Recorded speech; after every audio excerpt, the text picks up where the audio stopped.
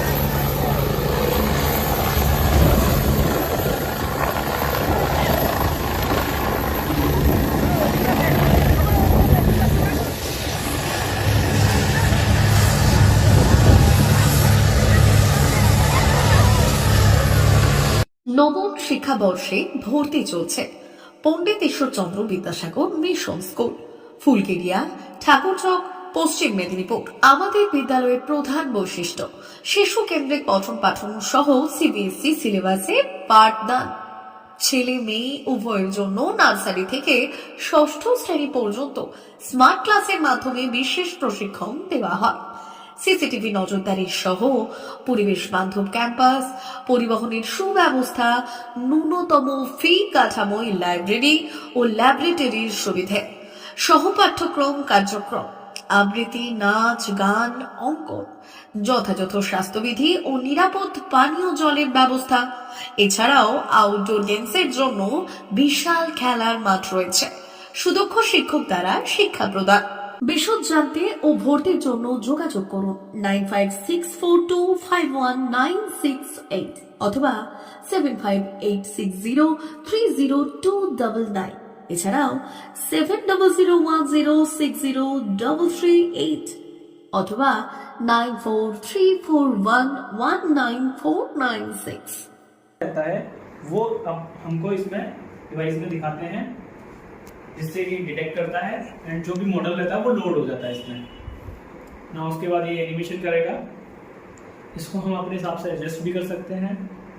मैं पास लेके जाऊंगा तो ये बड़ा हो जाएगा और जितना मैं दूर लेके जाऊंगा ये छोटा हो जाएगा। और मैं इसको 360 रोटेट भी कर सकता हूँ, हर एक एंगल से मैं इसको दिखा भी सकता हूँ। देखिए, देन इसके बाद हमको इसके डिटेल्स के बारे में जानना है तो मैं मैजिक कार्ड दिखाऊंगा। मैजिक कार्ड से मैं इसको कंट्रोल करता हूँ, इसको सेंटर में रखा, ये